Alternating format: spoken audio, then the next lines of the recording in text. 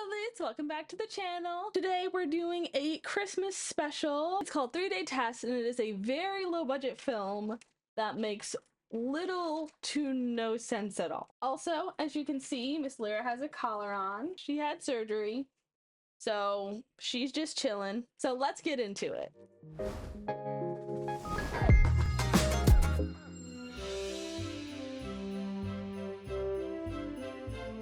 So the movie starts out with this very strange montage that's supposed to be our main character and his older brother over many Christmases. And the gist is that they don't get along. The older brother bullies the younger brother. Honestly, the only reason I'm bringing it up is because the credits are so poorly placed. Like, they're over people's faces. They're in the middle of the screen. I feel like we could have tried a little harder there, but that's the least of our concerns, so we're moving on. Oh, also, the movie everywhere is called The 3-Day Test, but the actual title card for the movie says 3-Day Christmas. Not 3 days of Christmas, 3-Day Christmas. I thought it was silly that they tried to remarket it as 3-Day Test, as if that would make me want to watch it more. After the opening credits, we get our main character. He's played by George Newbern, so I'm just gonna call him George. George is having a rough day. He's stuck in traffic, and they're moving porta potties. Got toilets tying up traffic. It's a strange. And to make matters worse, George is really struggling not to look at the camera while looking distressed and bored.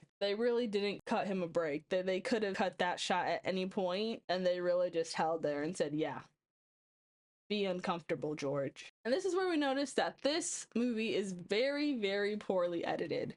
They hold on shots way too long. The lighting is terrible. Half the movie, I swear, is like in the dark. And the shots they use are often clearly different takes where they just hoped you didn't notice that the character is like in a completely different pose or spot from where they were the last time you saw them, like 2 seconds ago.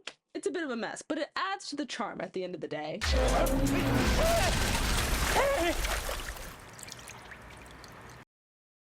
Don't ask. He goes to his office and talks to his secretary, and he talks to a client very briefly. And then we leave there and he goes to his brother's house to pick up his daughter who's gotten in trouble. And the only thing that those scenes were supposed to convey to us was that poor George has a very poor relationship with just about everyone. Most of all his brother. Over here.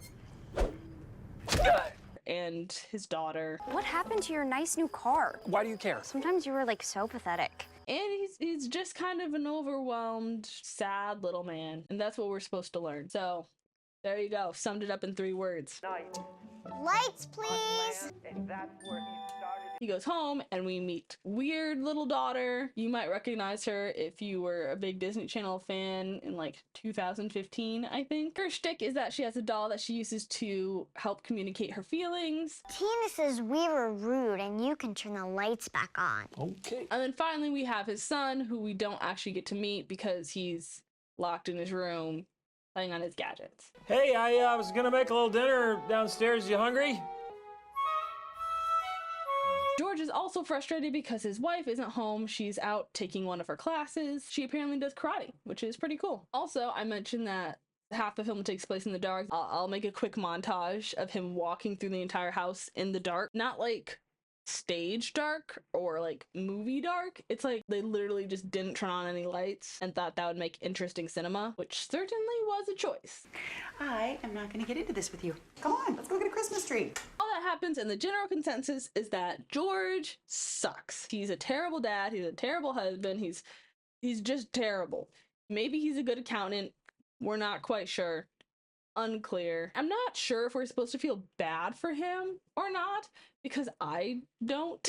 I feel like at first I was like, oh, like, you know, it's tough being a dad and, you know, kids and whatever, because the kids really did seem a little like. But then as him and his wife are going to bed that night, all he does is list like, oh, I don't like this, I don't like this, I don't like this, I don't like this. And her responses are so grounded and legit that 180 flip, you're no longer on this guy's side. You're like, oh, wow. You're the problem, sir. You're the problem. And no one can help you but you at this point. Golly gee. Jessie freaks out that I don't want to give her doll, Tina, a birthday party. And then what do? I cave. Oh, it was sweet. Oh, and Adam, you know, his voice could have changed by now, and I wouldn't know it because you got to make an appointment with his door to talk to him. Buy him the stuff. Speaking of which, babe, you gotta fix that shower. I need my shower fixed. It's weird. Look, if you don't like what you see, do something about it. You know, take some responsibility, take control. Everybody keeps telling you to take control. What does that even mean? Martin, try connecting with your children. How? What do you want me to Skype them, text them?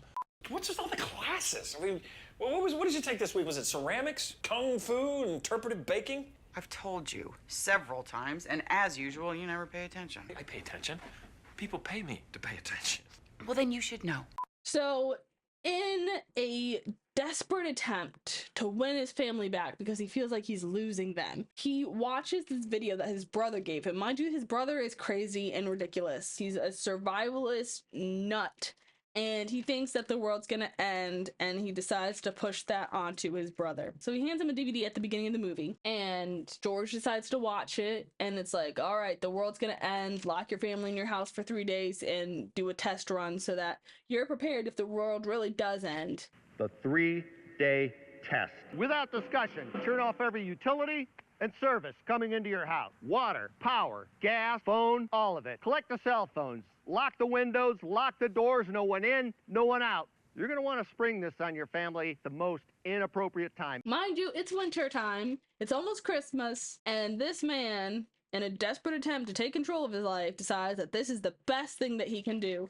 Not take the time to listen to his children and wife, not to cut out a portion of his time to spend time with them, to engage in activities they enjoy.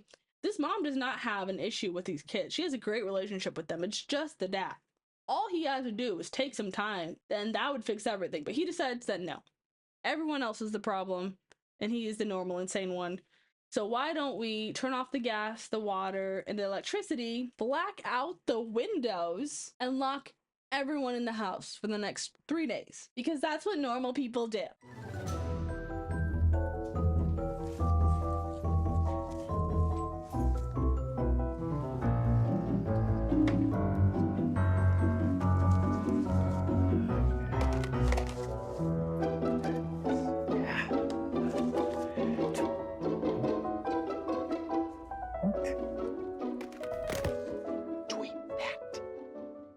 So he does all this in the middle of the night, and he wakes everyone up the next morning, and he announces his plan, and naturally they all say, "You're insane." The world as we know it is over. This is a test. What are you talking about? A test of survival.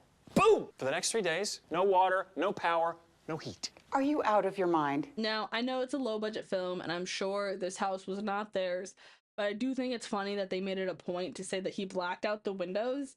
And then throughout the entire rest of the movie, you can clearly see that the windows are not blacked out. Like, I think there's one window where, like, you can see, like, some black marker was maybe drawn on it. But the rest of the windows, you can clearly see, like, foliage out there. They could have put, like, cardboard or something around the windows, but at least looked like it was blacked out. That being said, we then would have had the entire movie in the dark because we don't know how to light a film set. So the mother is immediately like, okay, this is stupid. You're stupid. I'm grabbing the kids and we're literally leaving. We're gonna go Christmas shopping. We're gonna leave the house. If you don't fix this, we're not coming back until you do. Jackie, I really need this. I can't do this for you, Martin. This is just you and Sam doing the same old thing. So get over it. So they go to leave, but a very girl boss neighbor, this little elderly woman with all her inflatables, she calls the police because their house looks insane and she thinks that the family's being held against their will,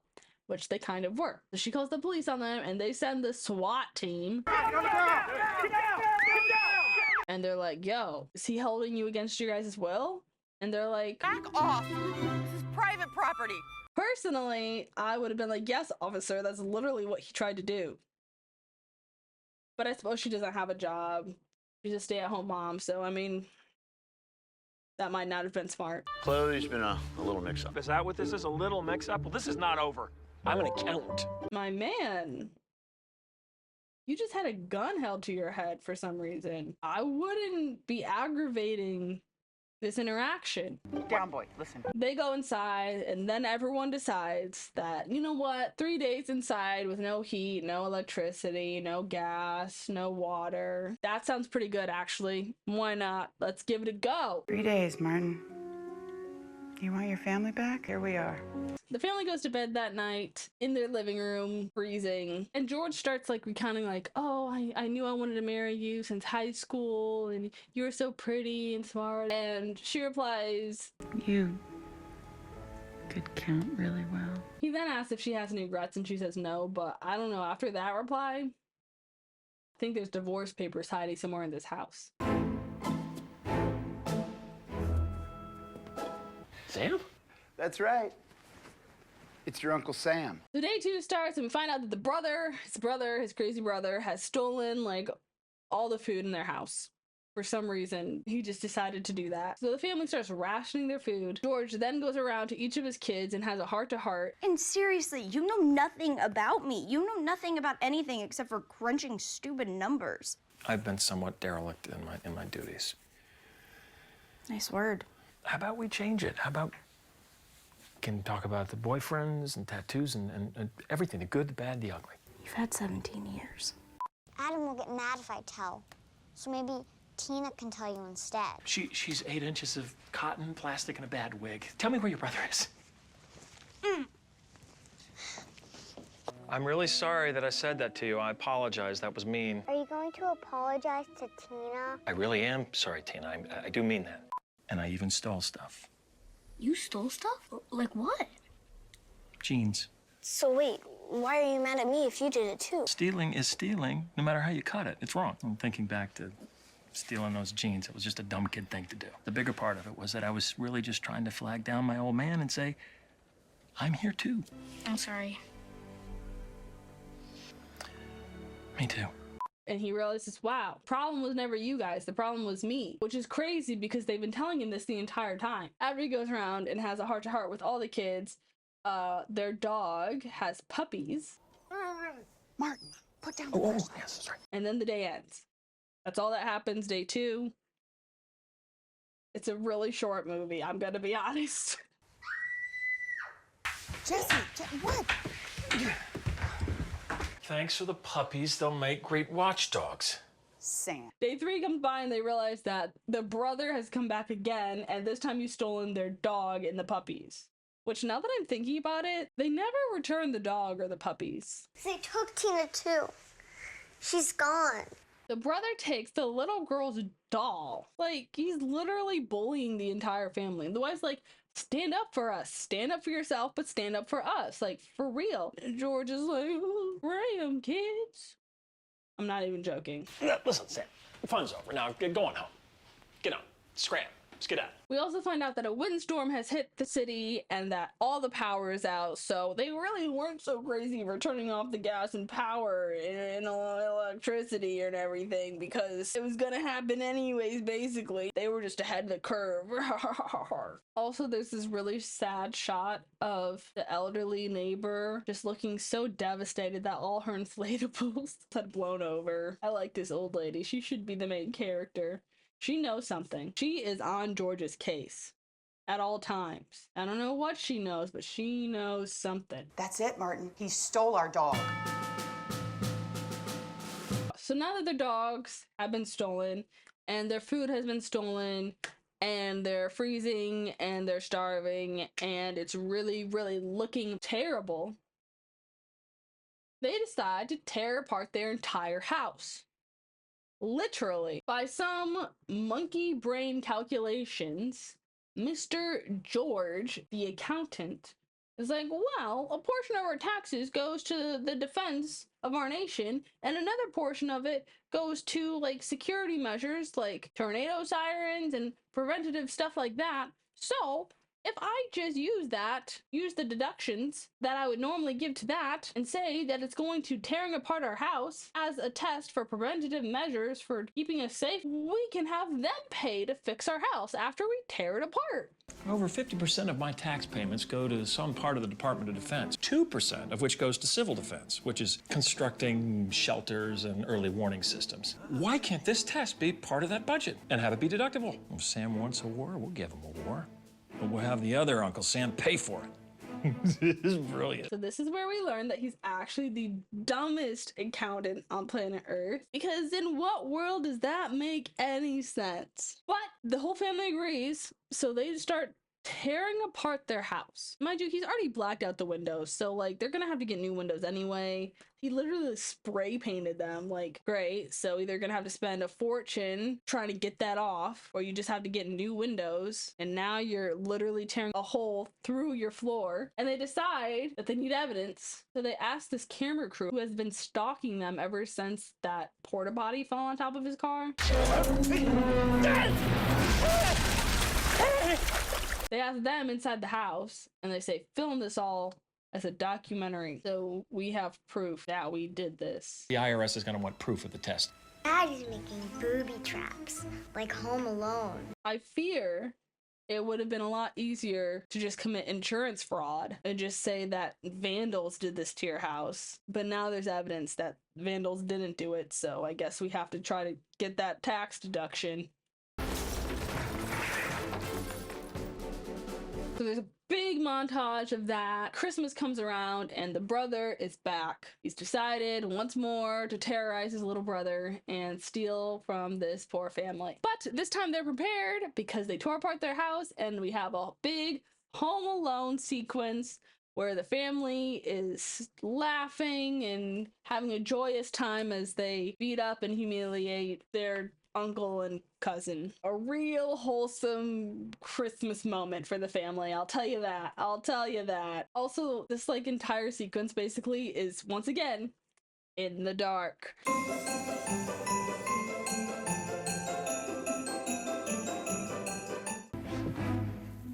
Here, catch.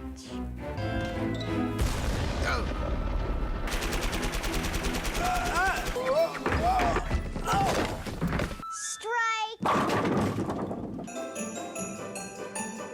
Got another player.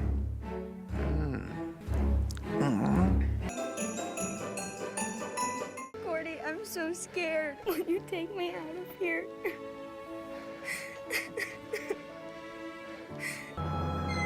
Whoa, whoa, whoa, whoa, whoa, whoa, whoa, whoa, whoa.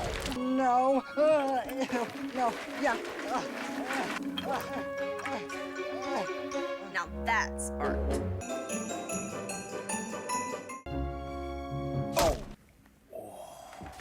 Come on, Sam. How'd you miss this?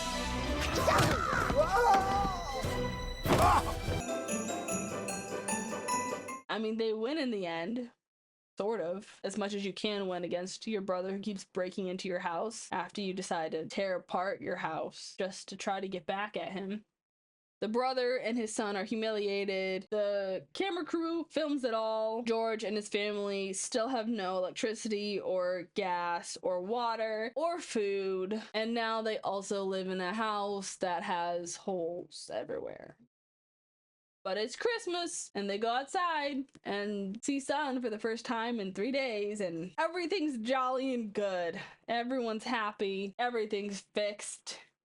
And there was light. Merry Christmas. Merry Christmas. And that's the movie. That's the movie. That's the whole movie. It's an hour and like 18 minutes long. It is the longest hour and 18 minutes you will ever experience. And I genuinely just have so many questions as to who wrote this movie, why they wrote this movie, how they got enough money to pay actors to act in this movie. And I don't even know what the moral of the story was. There was no moral. There's no moral. The moral was good luck out there. I don't know.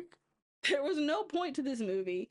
The characters, aside from George, didn't learn or grow. Like, he just realized that his kids weren't the worst kids in the world and that they were actually just normal kids, and that the only reason he didn't like them was because he didn't spend any time with them or talk to them. So I guess the lesson is be a better dad. So I'll make sure to take that to heart. So yeah, That's 3-Day Test. A brilliant title for a brilliant movie with a brilliant premise and brilliant execution. I didn't have anything to say during the movie, and I barely have anything to say afterwards. Don't recommend it. I don't. And on that note, I wish you a very happy holidays, and I will see you next time. Bye! Who said I was holding my family hostage?